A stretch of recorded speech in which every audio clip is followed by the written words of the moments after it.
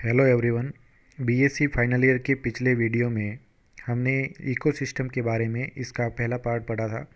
इस वीडियो में हम इसका सेकंड पार्ट पढ़ेंगे। तो पिछले वीडियो में हमने इकोसिस्टम के बेसिक स्ट्रक्चर के बारे में पढ़ा था, जिसमें इसके एबायोटिक और बायोटिक कंपोनेंट्स के बारे में जानकारी ली। अब इसके अंदर हम डिटेल से इसको पढ़ेंगे। Each ecosystem has two main components. दो मुख्य कंपोनेंट होते हैं प्रत्येक इकोसिस्टम के। फर्स्ट आता है एबायोटिक और दूसरा आता है बायोटिक, यानी अजैविक तथा जैविक कारक होते हैं। तो सबसे पहले हम बात करते हैं एबायोटिक कंपोनेंट्स की, यानी अजैविक कारकों के बारे में।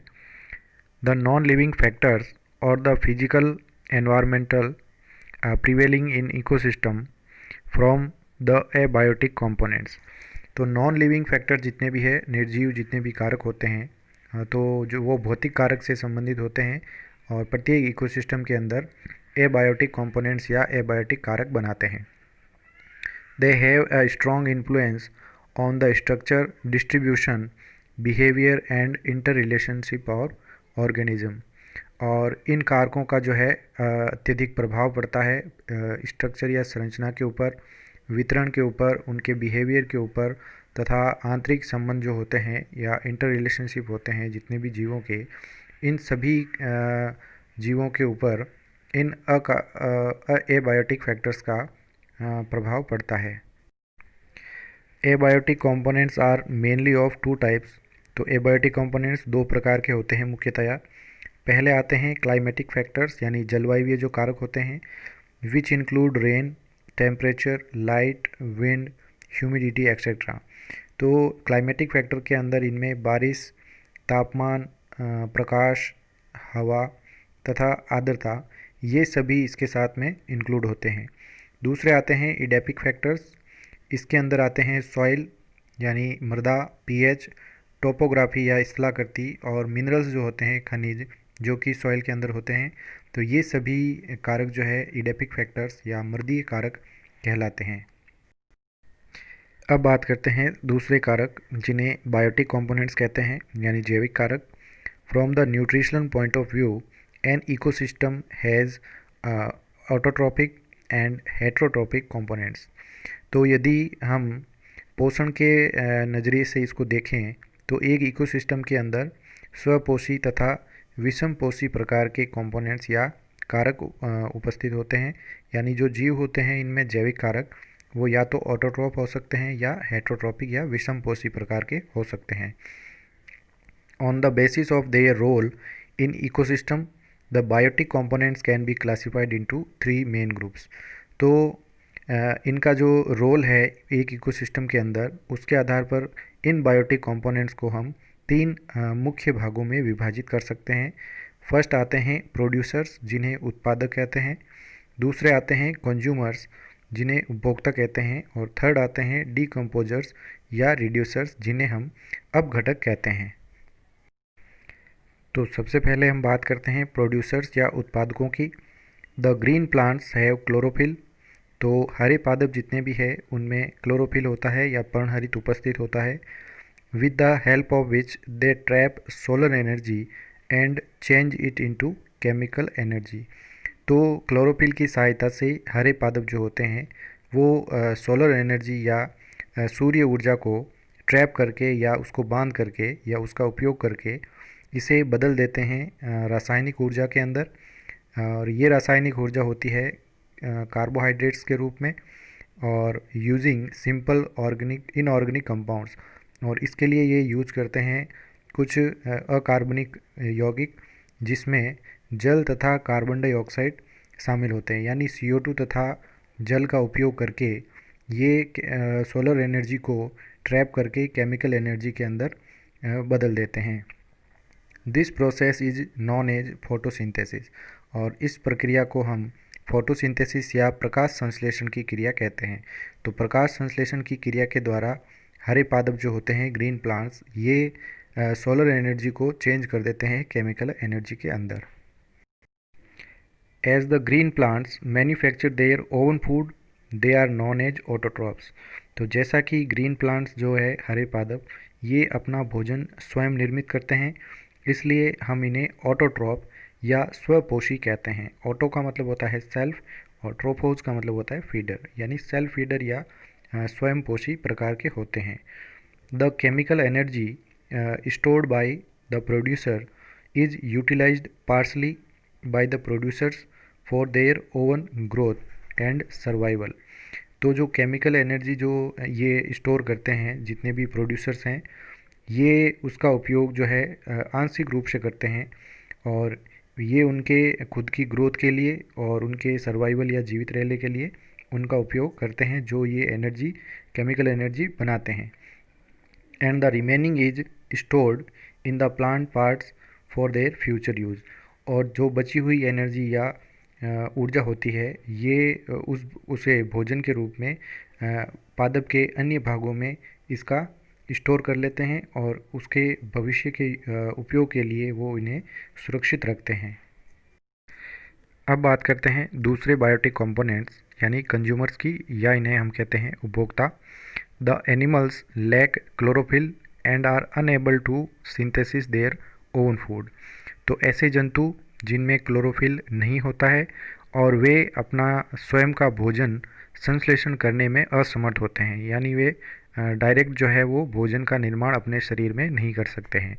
Therefore they depend on the producers for their food. इसलिए ये जितने भी जंतु होते हैं, ये अपने भोजन के लिए प्रोड्यूसर्स के ऊपर यानी उत्पादक पेड़ पौधों के ऊपर डिपेंड करते हैं, यानी निर्भर होते हैं इनके ऊपर। They are known as heterotrophs, और इन्हें हम विषमपोषी कहते हैं। हेट्रोज का मतलब होता है अदर या दूसरे, और ट्रोपोज का मतलब होता है फीडर, यानी दूसरों को खाने वाले। तो जितने भी कंज्यूमर्स आते हैं उपभोक्ता, वे सभी हेटेरोट्रॉप्स प्रकार के होते हैं या विषमपोषी हम इन्हें कह सकते हैं। The consumers are of 4 types. तो जो उपभोक्ता होता है ये लगभग 4 प्रकार के होते हैं। नेमली फर्स्ट आते हैं प्राइमरी कंज्यूमर या प्राथमिक उपभोक्ता, या इन्हें कह सकते हैं फर्स्ट ऑर्डर कंज्यूमर्स या प्रथम श्रेणी के उपभोक्ता, या ये होते हैं हर्बीवोर, यानी जितने भी शाकाहारी जंतु हैं जो सीधे ही पेड़ पौधों को खाते हैं केवल, उन्हें कहते हैं हम primary consumers. These are the animals which feed on plants और द प्रोड्यूसर्स, यानी कि ये ऐसे जंतु हैं जो पादपों को, यानी कि जो उत्पादक होते हैं उन्हें ये खाते हैं, भोजन के रूप में इनको ग्रहण करते हैं। दे आर कॉल्ड हर्बीवोर्स, इन्हें शाकाहारी कहते हैं। एग्जाम्पल रैबिट है, डियर है, गॉट या कैटल एक्सेट्रा। तो जितने भी जंतु हैं जो सीधे ही प्लांट्स को खाते हैं, ये कहलाते हैं प्राइमरी कंज्यूमर्स। दूसरा आते हैं सेकेंडरी कंज्यूमर या द्वितीयक उपभोक्ता, या इन्हें कहते हैं द्वितीय श्रेणी के उपभोक्ता, या इन्हें कह सकते हैं प्राइमरी कार्निवोर, यानी प्राथमिक मांसभक्षी या परभक्षी कह सकते हैं। The animals which feed on the herbivores are called the primary carnivore. तो ऐसे जंतु जो हर्बीवोर यानी शाकाहारी जंतुओं को अपना भोजन बनाते हैं, उन्हें हम सेकेंडरी कंज्यूमर जो है कहते हैं, या ये प्राइमरी कार्निवोर्स होते हैं। एग्जाम्पल है इनके कैट्स, फॉक्सेज, स्नैक्स एक्सेट्रा। तो ये सभी सेकेंडरी कंज्यूमर के अंतर्गत आते हैं। इसके बाद आता है तीसरे प्रकार के टर्सरी कंज्यूमर यानी तृतीयक उपभोक्ता या तृतीय श्रेणी के उपभोक्ता। These are the large carnivores, ये बड़े मांसभक्षी प्राणी होते हैं। Which feed on secondary consumers, जो कि द्वितीयक उपभोक्ताओं के ऊपर अपना भोजन जो है वो भोजन के लिए निर्भर करते हैं। उदाहरण के लिए जैसे वोल्फ या भेड़िए जो होते हैं वो इस प्रकार के सेकेंडरी कंज्यूमर्स को खाते हैं। इसके बाद में आते हैं क्वाटरनरी कंज्यूमर्स या चतुर्थक कंज्यूमर उपभोक्ता। फोर्थ ऑर्डर कंज्यूमर कह सकते हैं इन्हें, या इन्हें कह सकते हैं ओमनिवोर्स या सर्वाहारी। These are the largest carnivores which feed on the tertiary consumers and are not eaten up by any other animal. तो ये जितने भी जंतु होते हैं ये लार्जेस्ट कार्निवोर सबसे बड़े मांसभक्षी प्राणी होते हैं, जो कि तृतीयक उपभोक्ताओं के ऊपर भोजन के लिए निर्भर करते हैं या उन्हें खाते हैं। और ये जो कंज्यूमर्स होते हैं ये किसी दूसरे एनिमल के द्वारा नहीं खाए जाते हैं, यानी सबसे सीड्स के ऊपर चतुर्थक जो कंज्यूमर्स होते हैं केवल वो आते हैं। Examples are lions and tigers. जैसे लॉइन व टाइगर हैं, तो ये सबसे शीर्ष उपभोक्ता कहलाते हैं। और इसके बाद आते हैं थर्ड, डीकम्पोजर्स और रिड्यूसर्स, जिन्हें हम अपघटक कहते हैं। Bacteria and fungi belong to this category. तो इस कैटेगरी के अंतर्गत बैक्टीरिया तथा फंजाई ये दोनों ही इसके अंतर्गत आते हैं, जो डीकम्पोजर्स होते हैं या अपघटक कह सकते हैं। They break down the dead organic materials of producers and consumers. तो ये इनका काम ये होता है कि जो डेड ऑर्गेनिक मैटर या मृत कार्बनिक पदार्थ जो होते हैं, जो कि प्रोड्यूसर्स के द्वारा बनाए जाते हैं या प्रोड्यूसर्स होते हैं, या कंज्यूमर्स यानी उपभोक्ता या एनिमल्स के हो सकते हैं, उनको ये जो है ब्रेकडाउन यानी तोड़ते हैं सरल अणुओं के अंदर। For their food and release to the environment the simple organic and inorganic substances.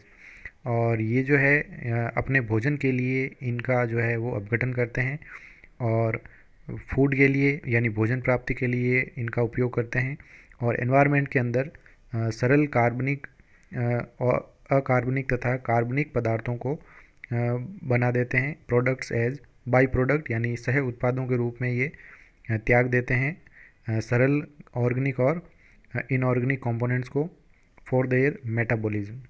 और ये अपने उपापचय के साथ में जो सह उत्पाद बनते हैं उन्हें जो है एनवायरनमेंट के अंदर छोड़ देते हैं। तो ये कार्बनिक पदार्थों का उपयोग करते हैं जो कि जटिल प्रकार के होते हैं, और ये उपयोग करके मेटाबॉलिज्म के अंदर उसके जो उप उत्पाद बनते हैं जो कि ऑर्गेनिक हो सकते हैं या इनऑर्गेनिक सब्सटेंस हो सकते हैं, दोनों को ही ये एनवायरनमेंट के अंदर वापस छोड़ देते हैं। These simple substances are reused by producers. और ये जो सरल सब्सटेंस होते हैं या उत्पाद जो बनाते हैं ये पुनः उपयोग में लिए जाते हैं प्रोड्यूसर्स के द्वारा, resulting in a cyclic exchange of materials between the biotic community and the abiotic environment of ecosystem. और इसके द्वारा एक चक्रीय एक्सचेंज की जो प्रक्रिया है वो चलती रहती है, जो कि जैविक कम्युनिटी के बीच में और अजैविक पर्यावरण के कम्युनिटी के बीच में, जो कि इकोसिस्टम के अंदर होते हैं। तो बायोटिक और एबायोटिक आपस में इनको लिंक करने के लिए या जोड़ने का जो कार्य है ये डीकम्पोजर्स करते हैं। The decomposers are known as saprotrophs. तो इन्हें हम मृत जीवी जो है वो कहते हैं, या अप्रधारी भी हम इन्हें कह सकते हैं। सेप्रोज का मतलब होता है रोटन यानी सड़े गले पदार्थ, और ट्रोपोज का मतलब होता है फीडर यानी उन पर भोजन करने वाले। तो सड़े गले पदार्थों पर भोजन करने वाले या उनका उपयोग करने वाले डीकम्पोजर्स यानी सेप्रोट्रॉप्स कहलाते हैं। नेक्स्ट ये जो डायग्राम है ये है relationship between abiotic and biotic factors within an ecosystem. एक इकोसिस्टम के अंदर बायोटिक और एबायोटिक फैक्टर आपस में किस प्रकार से जुड़े हुए होते हैं। तो सबसे पहले जो सन है, सोलर एनर्जी, इसका उपयोग जो है प्लांट करते हैं फोटोसिंथेसिस के द्वारा, इसका उपयोग करते हैं। और हर्बीवोर्स इन प्लांट्स को खाने के लिए हर्बीवोर होते हैं, हर्बीवोर को खाने के लिए कार्निवोर, और ये इनको खाते रहते हैं। तो ये जो एनर्जी होती है, फूड जो स्टोर होता है वो इनके अंदर ट्रांसफ़र होता है। और प्लांट्स जो होते हैं एटमॉस्फेयर के अंदर O2, CO2 और वाटर, ये इसको भी रिलीज करते हैं, इनका उपयोग भी करते हैं। सॉइल के अंदर जो न्यूट्रिएंट्स होते हैं और उन साथ में जो वाटर होता है, इसका उपयोग जो है प्लांट्स के द्वारा किया जाता है। और डेट्रीवोरस जो होते हैं यानी डीकम्पोजर्स, ये क्या करते हैं कि इनके द्वारा प्राप्त सड़े गले कार्बनिक पदार्थ जो होते हैं, इन सभी पदार्थों को ये डीकम्पोज करते हैं, और ये पुनः सॉइल के अंदर न्यूट्रिएंट्स जो होते हैं सरल कार्बनिक और अकार्बनिक पदार्थ, इन्हें सॉइल के अंदर वापस मिला देते हैं, और एटमॉस्फेयर के अंदर कुछ गैसेज के रूप में भी सह उत्पाद के रूप में गैसेज जो है वो एटमॉस्फेयर के अंदर छोड़ देते हैं। तो इस प्रकार से बायोटिक और एबायोटिक फैक्टर जितने भी होते हैं एक इकोसिस्टम के अंदर, वे सभी आपस में इंटरकनेक्टेड होते हैं या अंतर संबंधित होते हैं, और इसी प्रकार से ये एक इकोसिस्टम बनता है। Thank you so much. अगले वीडियो में हम फूड चेन और फूड वेब के बारे में पढ़ेंगे।